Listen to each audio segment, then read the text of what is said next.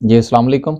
अल्लाह ताला की ज़ात ने इंसान को जो भी खसूसियात और ताकतें अता कर रखी होती हैं, बाज़ औक़ात इंसान अपनी कम इल्मी की बुनियाद पर उन तमाम खसूसियात को बरूए कार लाने से कासिर रहता है, और यही वजह है कि वो दुनिया में बाज़ औक़ात बहुत पीछे रह जाता है। वो लोग जो कि अपनी खसूसियात से आगाह हो जाते हैं, बर वक्त फैसले करते हैं, वो दुनिया में आगे निकल जाते हैं।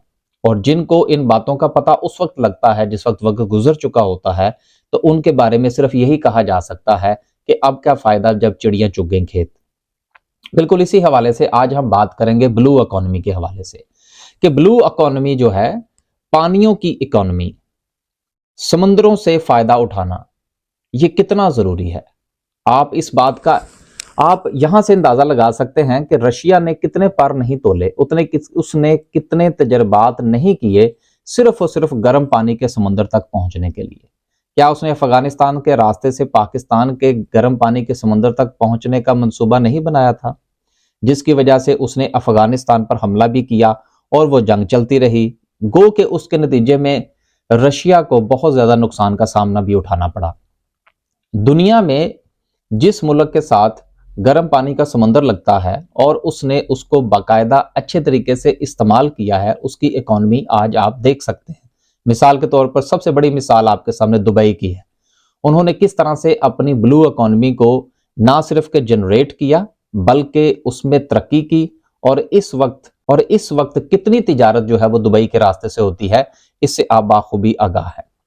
देखिए, दुनिया के कई ममालिक ऐसे हैं, ये सिर्फ दुबई की सिर्फ मैंने आपको एक मिसाल दी, इसके अलावा भी और बहुत सारे ममालिक ऐसे हैं कि जिनके पास अगर समंदर मौजूद है तो उसको वो अपने इकोनॉमिकल पॉइंट ऑफ व्यू से और सिक्योरिटी के हवाले से किस तरह से इस्तेमाल करते हैं। हमारे यहाँ इस बात पर इतनी ज्यादा तवज्जो नहीं दी गई। हमारे यहाँ सिर्फ इस बात का जरूर खदशे का इजहार किया जाता रहा कि हमारी जो बहरी सिक्योरिटी है वो पूरी तरह से मजबूत होनी चाहिए, और हमारे सरहदें जो हैं आबी हवाले से वो मजबूत, वो सिक्योर रहनी चाहिए। लेकिन इसके अलावा हमने कुछ खातर खा काम जो है वो अपनी ब्लू इकोनॉमी पर नहीं किया, जबकि दुनिया जो है वो ब्लू इकोनॉमी पर काम करते हुए अपनी ब्लू इकोनॉमी, अपने समंदर और अपने साहिलों को ना सिर्फ के सैरो सेहत के लिए इस्तेमाल करती है, बल्कि इसके साथ साथ तेल और गैस के ज़खायर दरियाफ्त किए जाते हैं।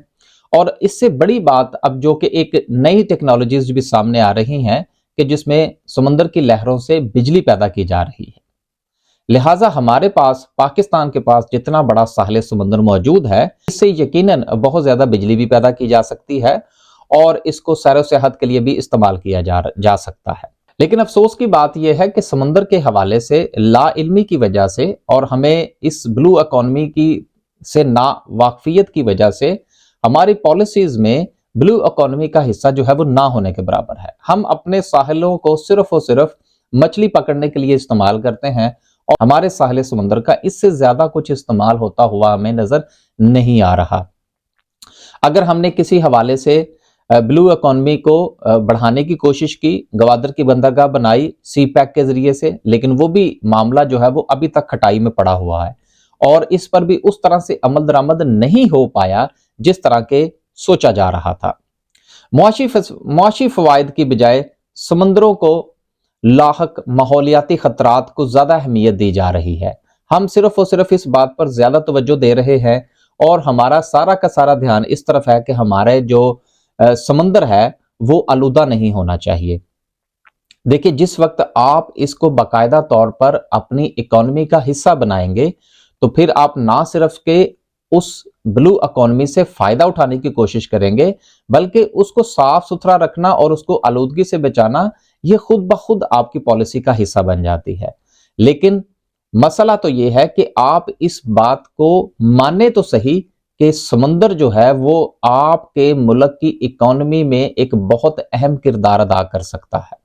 आने वाला वक्त जो है जहां पर बहुत सारी तब्दीलियां आपके पास लेकर आ रहा है, उसमें एक ब्लू इकोनॉमी एक बहुत बड़ा फैक्टर ना सिर्फ के इस वक्त भी है बल्कि आने वाले दिनों में इसमें मजीद इजाफा होगा। जरूरत इस बात की है कि हमें पॉलिसीज का रुख मुतय्यन करना होगा और ब्लू इकोनॉमी की अहमियत को जानते हुए आने वाले वक्त में अपनी तिजारती पॉलिसीज में, अपनी सैरो सियाहत की पॉलिसी में, अपनी टूरिज्म को फरोग देने के लिए हमें अपने साहिल समंदर को سر فہرست رکھنا ہوگا۔ اللہ حافظ۔